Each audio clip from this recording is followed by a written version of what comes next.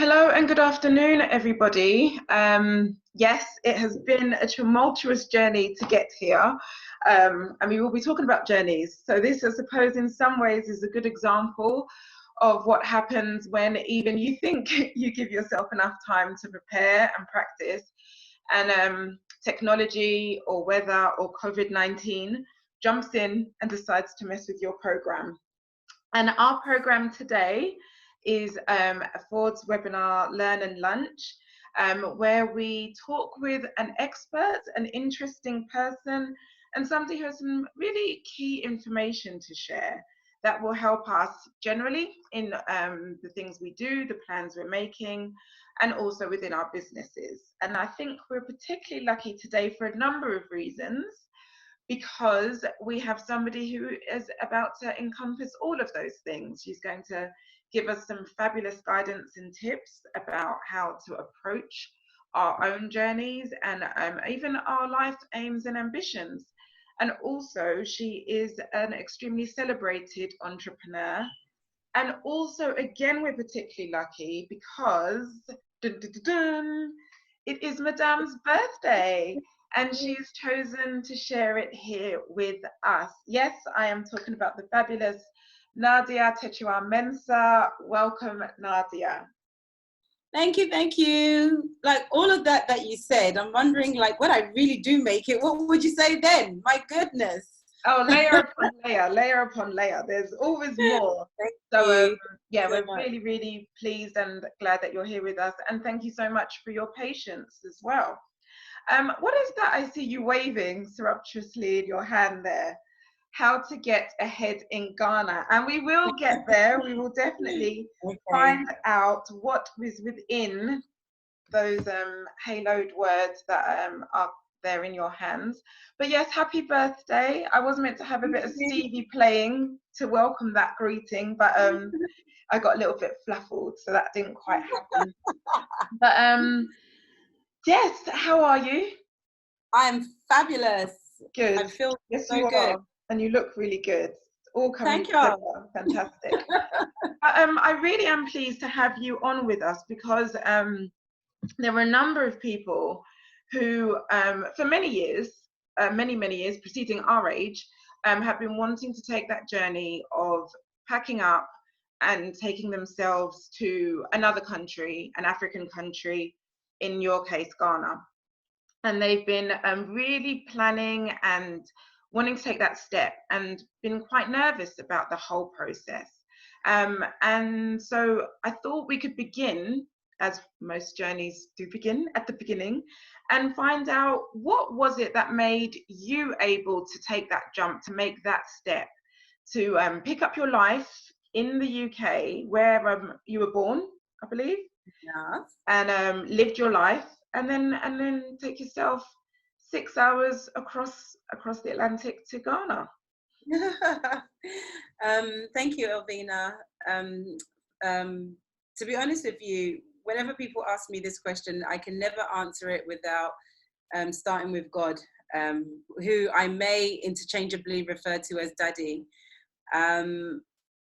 You know, I do tend to reflect quite a lot of my life as I sit in the office or if I'm out somewhere, and you realize that when you're living an intentional life, a life with purpose, you start realizing that God really does direct your steps. And so I remember it was Ghana's 50th independence, and we were celebrating it in the UK, like UK style. And then my spirit just prompted me to really think about who is Kwame Nkrumah? What does the independence of Ghana really mean? And at this point, I'd only visited Ghana twice, once when I was 13, once when I was 18. Due to my curiosity about Ghana, about Africa, the next thing you know, Daddy told me to read marketing. And so when I mean read marketing, I'd already had a degree, I've already got my degree in media, culture and communications, but he told me to read marketing. So on my journeys in and out of from work to home, I was reading marketing. So it got to a point where I was like, I really enjoy marketing. Like it's really interesting. And I was able to apply it to the environment around me. And so I had this keen interest on Africa and a keen interest to do marketing. I'd spoken to the marketing manager at the company, the media company I was working at, and she said, you know, there's no marketing opportunities in this organization, you know, we're scaling down, so on and so forth. And then a week later, she came to me and said to me, Nadia, look at this job posting. And it was in an industry magazine, and it was for a marketing manager at Africa Confidential. And it was like, wow, what? So I applied for the job, and fortunately, I had the pleasure of working with one Mr. Patrick Smith, who's the editor of Africa Confidential and Africa Report, an absolutely remarkable man. And through this job, I got the opportunity to travel. And in traveling, everything was about Africa. And, you know, if you don't come to Africa in the next 5 years, you're going to miss the boat and all of these things. And like, it was, you know, it was like Asia was coming into Africa much stronger. It was just a phenomenal experience. And then I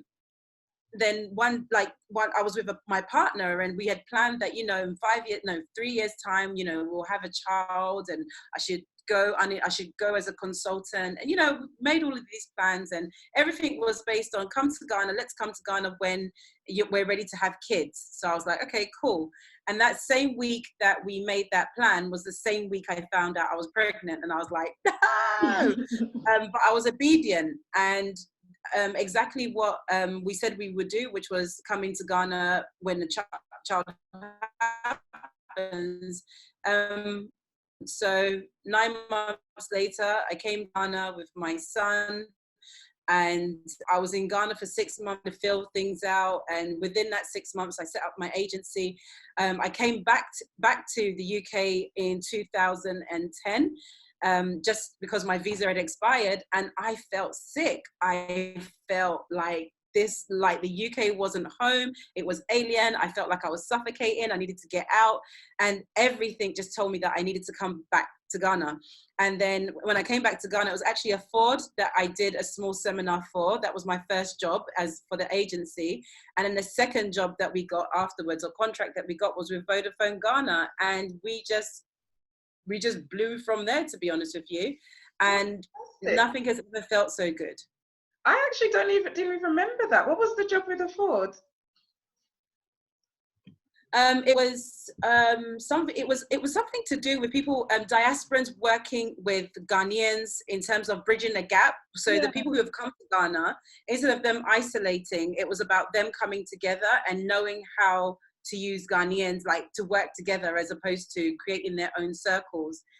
So we done that with Robert Ahom-Kolinsi. He came. It was at Alyssa.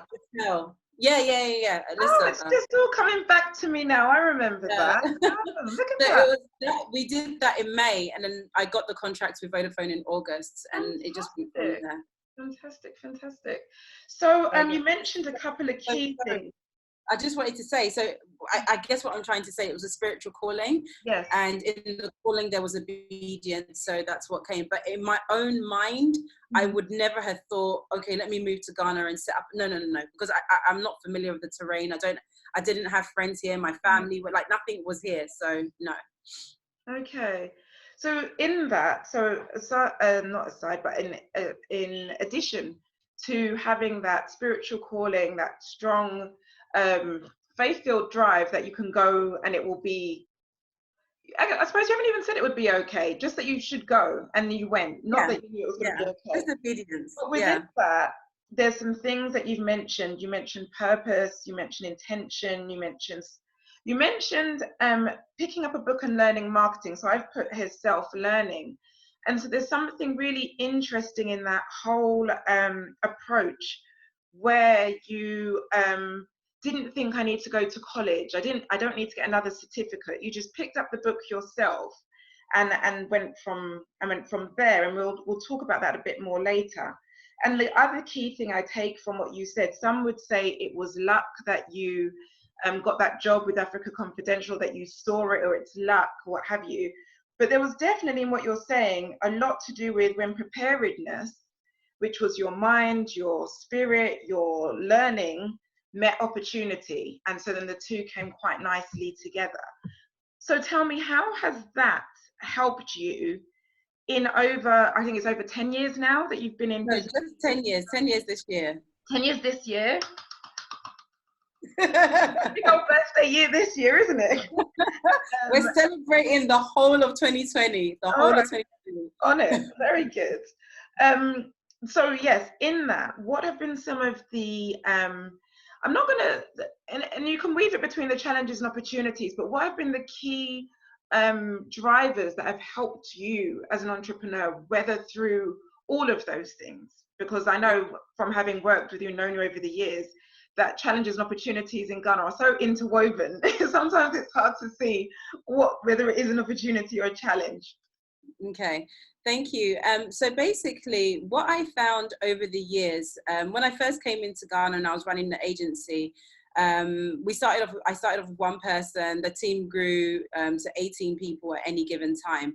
And one thing that I quickly learned was that I kept on blowing up. I kept on shouting at everybody or at my staff. I was like, what the hell are you doing? Like, you can't do this, because I was comparing it to what would happen in the UK, and like everybody would get sacked after the second day. As moments of rage and everything else. Something that's really important along this journey was that I changed. I always say to people that the best of me happened when I was broken down, and then I had to get back up again. And it wasn't a breaking down because I had issues.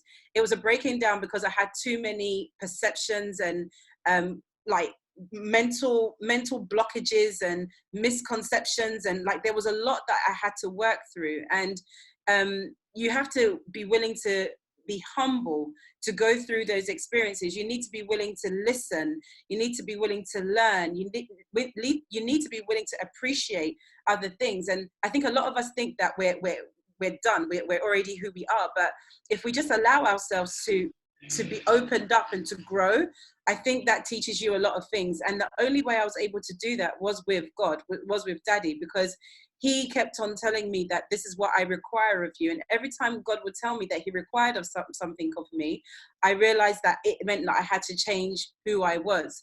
So I was just saying this to my staff the other day.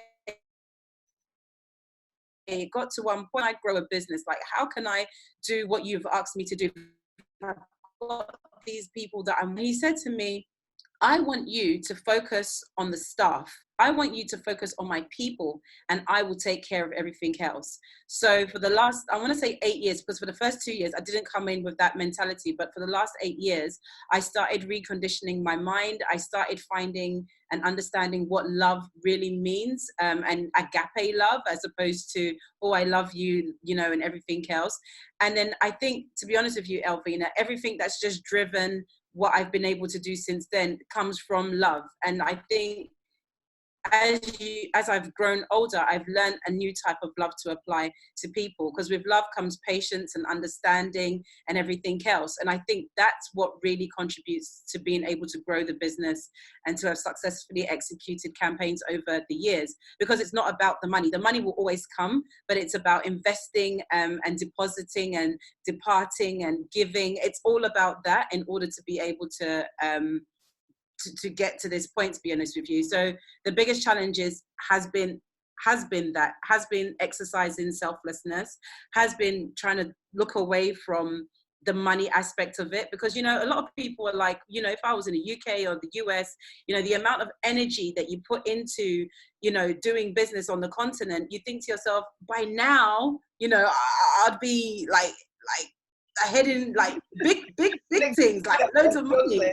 Yeah, but in this case, I'm not necessarily seeing the financial benefits physically, but I'm definitely seeing the spiritual benefits and gifts. And for me, that's priceless.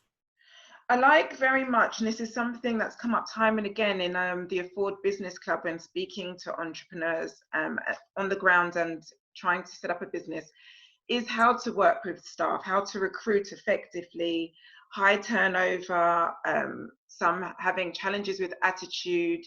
And I like where you say you had to look at your own perceptions and misconceptions and take on board patience and understanding. What would you say are some of the key things, as staffing has been, as you say, your core focus? What would you say for others who are having challenges or even about to embark on the journey of recruitment? when looking at how to approach it, what would you suggest is the best things to take into consideration? I think, what I've realized, I think there's two different ways that people can run their business or operate with staff on the continent or in Ghana in particular. One of the options is to spoon feed your staff and just get stuff done, right? So that you're not necessarily purposeful in their progression or anything like that. It's literally, I do this and then they'll do that, do this and then do that, and then do this and then come back to me. So that's one approach that a lot of entrepreneurs use, because it just gets stuff done. It doesn't get complicated. It's almost like a run of the mill. Like, that's it. You just mechanicalize everything, right?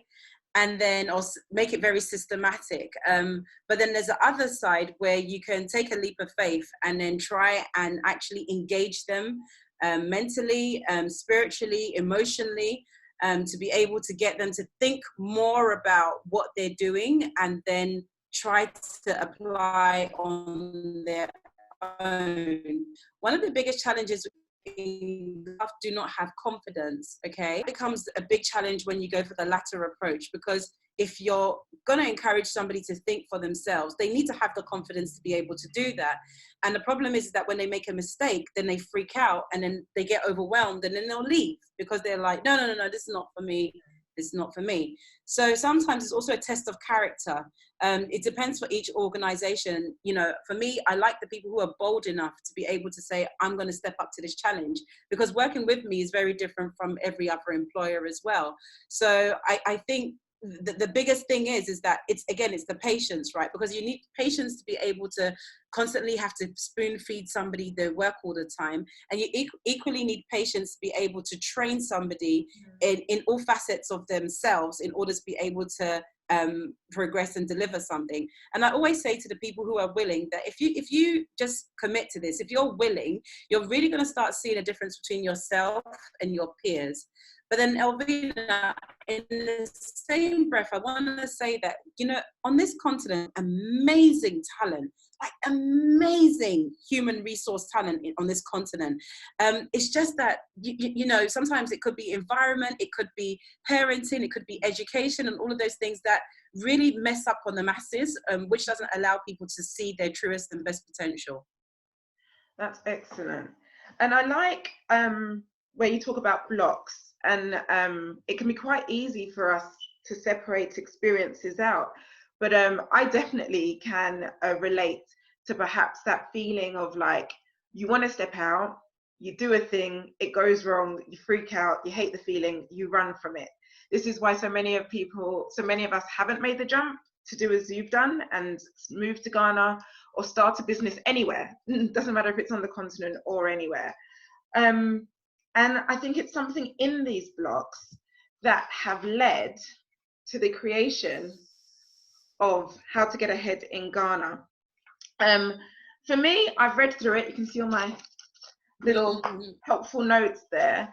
For me, I was reading it, and I guess because I have you in such an entrepreneurial subset in my head, that's why I kept on referring to it when I've talked about the book in a business context. But you said it yourself earlier when you said that there's the business side of things, but it can only really work when you're okay. So tell us about what led to How to Get Ahead in Ghana in 10 steps. And then we can have a look at some of the steps within. Okay. So 2019, it was around August, September, I was speaking to my little sister and I said to her that, I really want to start sharing information. Like, I feel like it's time for me to start sharing. And she was like, yeah, that's a really good idea. Like, when I come to London, we should start doing some vlogs and things like that. And I was like, yeah. And so many other plans of man, but God orders their steps. When I got to London, Daddy just said to me, you're going to write a book. The book's going to be called How to Get Ahead in Ghana. It's going to have a black cover, white text. This is what you're going to do. And then I was like, okay then. And the interesting thing is I've always loved writing. And the book was always going to be about Ghanaians and how we need to rise up to the opportunities and to also really explore who we are as individuals. Now, like I said, at this point, I've been running the agency or been in Ghana for 9 years, and I've had way too many stuff that I care to think about. And I've had so many interactions with people, whether it's business people, whether it's people who work in organizations, whether it's people that I've mentored and stuff like that. And I kept on seeing a very common trait, and it's constantly like, it doesn't take much for us to go from where we are now, which often is like amongst the masses and everything else, for people just to rise up just a little bit. And it's so clear. And I used to say, oh my gosh, if I was born in Ghana and I had these opportunities that they did, like, I'll be so excited, because it's just literally a turnkey, and it's just all about attitude. It's about mindset. It doesn't take another degree. It doesn't take for them to do their masters. It doesn't take for them to travel anywhere. It's just about changing their mindset. So I had it all, and excuse the term, but I literally just vomited the book out. Like, I had it all in my chest. Like, So I'd put my son to bed and I'd just be typing away, and I'd park up whilst dropping my sister somewhere, and I'd be typing another chapter on my phone. And when it was done, it was done. And I think originally that it was actually 8 steps. And then I quickly got to remember that 2 important steps that I needed to address. One, which was preparedness, and 2, which was getting rid of your demons, because I realized that actually before anyone can start any journey, you actually need to deal with self first. You will not get anywhere far if you have a hell of a load of like stones and baggage that you're carrying, that you won't get anywhere. So that's what come. So sorry. So then Daddy put it in my heart, January the 1st, 2020, you're going to publish this book. You're going to push it out there. He gave me a number of books that I should sell and to be committed to. And then that's it. And I was obedient. The book was ready as I said, as Daddy told me. January the 1st, we released the book. And to be honest with you, the amount of feedback that I'm getting from people, it just makes me tear up every time I get a DM, every time people quote something, and I'm just like, God day, like, because I don't see it as my own success. I see it as another thing that Daddy's been able to use me for to reach his people, and I'm just ecstatic about that. So yeah. That's fantastic. So guys, I'm gonna quickly speed through the 10 steps. Just so you know what they are, to whet your appetite. So step 1, get rid of your demons. Step 2, get your mind right. In my head, I hear it as get your mind right. So I'm just like that. Step 3, what is your value? Step 4, preparedness. Step 5, apply yourself. Yeah. Step 6, keep focused. Anybody who's stepped into Ghana for more than a week knows how difficult it is to keep focused, because there's so much going on, so much opportunity, and everybody has a good deal for you. Step 7, continuously evolve. Step 8, be true to yourself. Step 9, it could be easy. And then step 10, dig deep, then even deeper. And those apply across the board. I think for anybody anywhere, those could apply. So is this a thing for anybody anywhere? It specifically says for Ghana, but do you need to be Ghanaian to appreciate and get value from this book? Not at all. Not at all. Sorry, I'm feeling a bit emotional. Sorry. Oh, it's okay. I just, because like I said, I just as you're reading it,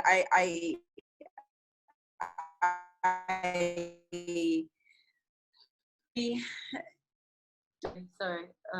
Sorry. Do you want to pause? Yes, please. So yes, not just for Ghanaians. No, not just for Ghanaians, but there's a lot of motivational books out there. There's a lot of self-help books out there, and it's typically written by Americans and British people and so on and so forth. And I just feel like, we need to create our own content. We need to be more intentional about speaking to our people directly. And I wanted Ghanaians to know that it's for you. Open your eyes, it's for you. Pay attention, it's for you. So, like I said, though, the name I was already given the name. Now, there's a great misconception that this book is for diasporans or people who want to do business in Ghana and stuff like that. And guess what? That's going to be my second book. It's going to be called How to Get Ahead in Ghana, Diaspora Edition. And that one I'm hoping to publish in the latter half of this year. But this book is for Ghanaians. It could be for anybody. It could be for somebody who's a C-suite manager. It could be somebody who's middle management. It could be somebody who's just come out of university. It could be for a minister. It could be from artisan. It's just literally. Just to pull it in a bit. Mm-hmm. How have you connected with institutions like the colleges and universities for graduates and some of these, like the National Entrepreneurship and Innovation Program?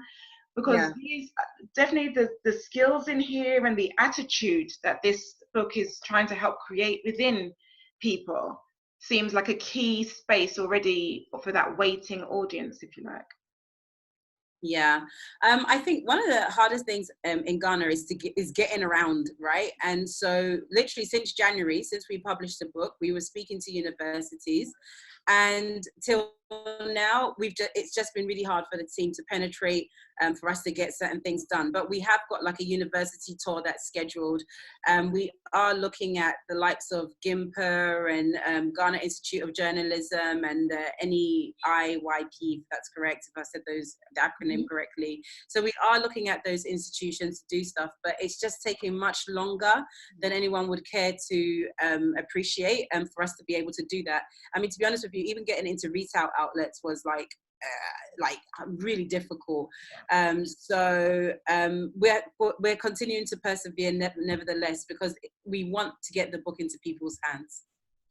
And so one thing I find really interesting and wanted to find out your perspective on, and you've touched on it already actually, what message would you like people to come away with? Because when we hear the term getting ahead, we automatically do put it into material understandings. So what is getting ahead? What is success to you, and through what you want to get across to people wanting to progress in their lives? Like I said, there's too many people doing the same thing in Accra, or in Ghana, or on the continent, because I've been to Nigeria, I've been to South Africa, like I've seen how we operate as people. And I feel like we need, getting ahead really just looks at stopping following the crowd, or stopping being amongst the mass, and everybody just looking forward at what is for them and pursuing that. So, and I believe that once we're able to do that, when we're able to just focus on us and where we're supposed to be going, that's what ahead looks like. It means that you're no longer in a rut, and everybody is unearthing their jewels, everybody's unearthing their gifts, and then they're applying that into the bigger environment, into the world, into their communities, and impact and change is beginning to happen for the good.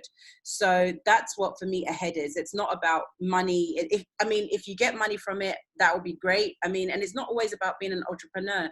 It's even about people in their career. Like, people need to get their mind right. People don't need to always be an entrepreneur. Like, not everyone is gifted with leadership. Not everybody is gifted with being able to handle the kind of stress that you have to when you have a business. So it's really about everyone knowing who they are as a person and applying themselves and to get ahead. I like that, but also there is a huge importance and role on those who want to make careers, because the entrepreneurs have an important role, but as do the support teams. And so being clear on the fact that you can lead from behind, you don't need to be the main person, is perhaps another huge lesson that we do need to see born within young people and people generally, and that they don't always have to be the head honcho as such. And so then looking at those who do want to take massive action, as I've called it, Anthony Robbins calls it, and so on, like taking a move to start a business, like taking a move to move, what have you seen is perhaps one of the main mistakes people have made in trying to create turn their dream into reality, And so obviously coming across that block. I think one of the biggest things. Sorry, please repeat that. The line has gone a bit funny.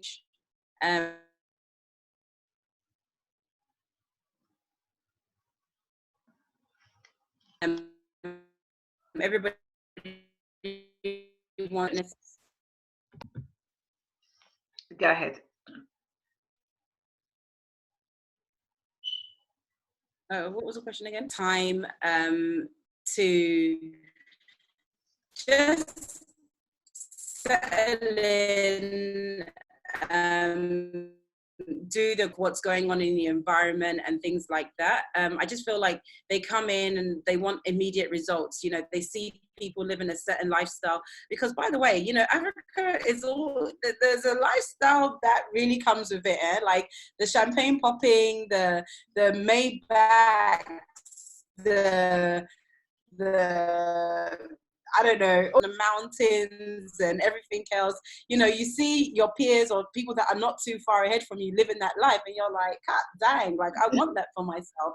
And then you just think to yourself, it's so easy, and then you rush and you rush and you rush, and you're not, and people are not patient. People are just not patient, and I think that's part of the problem. And I think the other issue is that when you come from outside, and again, you're bringing your own, it should be like this into our environment, and it's like, no, in fact it shouldn't be like that. It's how it is for this environment, and you need to accept that and just get on with it and make the best out of the situation. The other mistake a lot of people make, especially diasporans, is to stay with diasporans. They like to be cliquey with diasporans, but you need to get down and dirty. You need to get into the ground. You need to learn from our people, because our people have got a hell of a lot of things to teach us and to show us and to navigate us. And I think the most beautiful things that are made in this world is when people come together, and we miss that. We completely miss that. The other things is to understand your environment. When I first came into Ghana, I didn't know that I had to invest my money into land. I didn't know I should be buying blocks and things like that. I was just buying nice clothes and thinking, oh, it's so cheap compared to the pound, it's so cheap. And I wish now that I had bought land when I first came in. You know, first contract that dropped, I should have bought land. Next contract that dropped, I should have bought myself a house or started building my house. So these are the lessons that you need to understand the environment. We don't have the same financial structure or system like we do in the West. And I think in one way, that's the beautiful thing about Ghana, because you literally build yourself. Like everything you make is what you own. There's no credit system here. So yeah, so those are the things that the mistakes that I commonly see people making. So patience is key, basically, and just... Yeah. And it's not patience like I've been waiting already an hour, because the thing is in Ghana specifically, even in Nigeria, when you wait 1 hour, someone will still come up to you and say, please exercise patience. And you're like, what? Yes, my favorite. Yeah. So there's levels of patience. The word patience is like, it's never ending. It's like a long string that never ends. So yeah, just being able to do that, and also to just to manage yourself in terms of how you communicate with people, what places that you put yourself in, who you affiliate yourself with, and all of those kind of stuff. I think those are the key things to take into consideration, and just take each day as it comes. I really just want to say this, you know, with Africa, you never know what's going to happen. You know, you never know where your opportunity is going to come from. You never know who's watching you. You never know who wants to work with you. You just never know.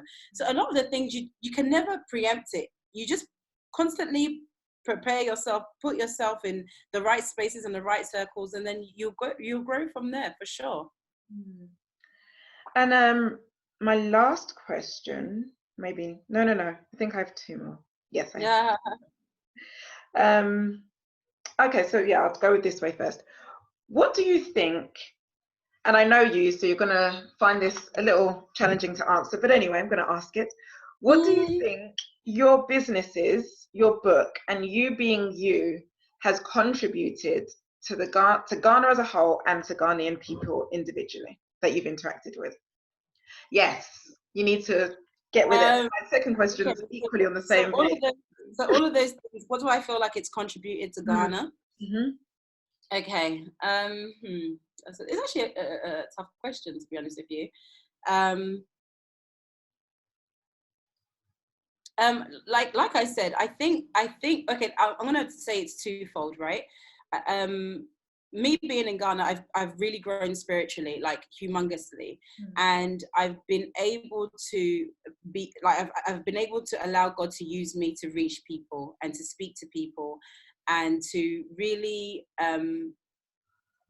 make them aware of His presence. And I feel like in the businesses that I have, like, and even with the book, every single like facet has allowed me that opportunity to do exactly that. With Sixth Sense, I've seen the most transformation because I've seen people that I've trained and I've mentored, and I've seen what they've gone on to afterwards, and that is a blessing. That's a transformation. And I just think to myself, if like small drops make a big ocean, and if I feel like if I can continue to be in people's lives and for them to learn something from me and to be fearless and to go out there and do what they need to do, then that for me is a big contribution to us as Ghanaians. And then with Sai in particular, wow. Yeah, Sai is really. Sai is Nadia's wine cafe, champagne and wine cafe.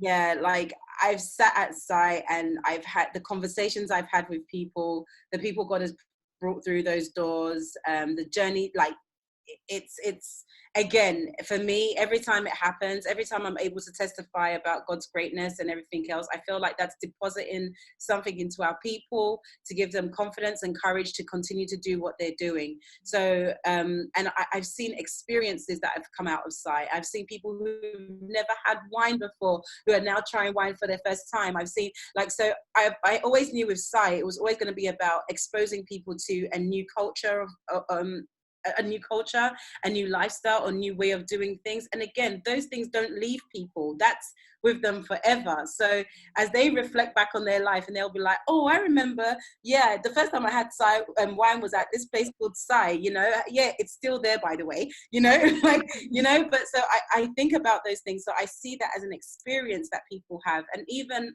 again, with the staff, exposing them to new people, to new environments, to new cultures, to last year, I think it was around November, December, there was 15 women that came from California, and I call them the Californian angels. And if I tell you how powerful their lunch wine tasting afternoon was, it was mind-blowing. Everybody was crying, like the Holy Spirit was so present, like everybody was moved, and you know, it was just so powerful. And the staff were there and they were looking at us like, why are these people crying, what's going on? But here are these Californian women who first time coming to Ghana, they're coming to their ancestral home, and they were overwhelmed, and they were like, we're doing wine tasting in Africa, like what's that about? And then you just felt the Spirit of God and everything just there present. And Elvina, you can't replace that for anything, you know, you can't, it's just so powerful. And again, that has been an experience for 15 people that came to Ghana and like, you know what, this is what it done for me. So I see things transcending borders. I see things bigger than an institution for what it is. I see it all about the connecting people, the experiences that they have, the revelations that they experience, and the moving on.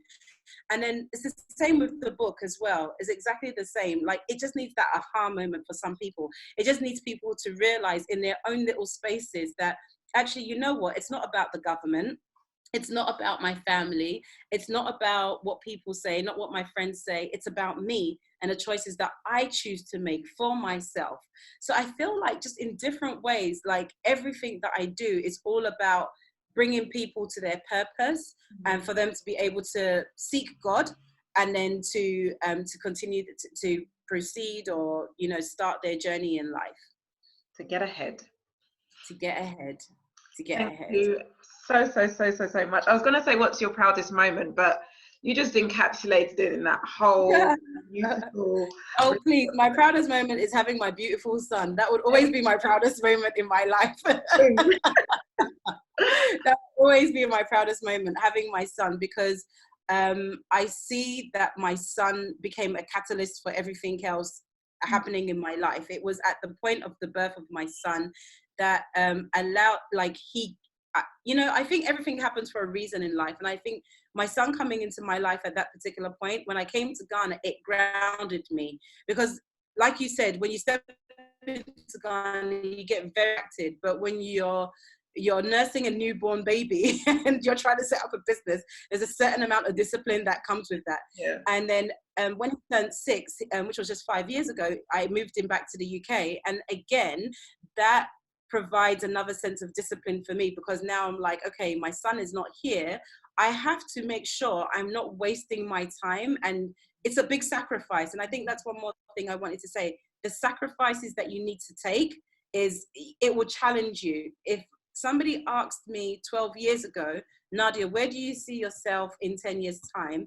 I just have to say, it would never be this. It would never have been this. Fantastic. So you have just dropped so many points. I'm not going to say nuggets. I'm one of these people, and everybody keeps saying the same thing. I stopped saying it. But you have given us so much to think about, so many keywords to go and ponder. And all of it can be found right here, everybody. It is available on Amazon, and it is available in many outlets in Ghana and online. Visit Nadia's Facebook page, Nadia Takyiwaa-Mensah, and there'll be links to where you can purchase this, and the same on Amazon, wherever you are. I bought it in the UK and I bought the hard copy in Ghana, so it's all possible. And yeah, just thank you so much for joining us today, Nadia. Have an amazing birthday. I was about to say if there was anything else you would like to share with us. So yes. Earlier on, you said something. You were referring to moving or making a huge step. Okay. Massive action, yeah. Massive step. Reduce it. Making a step.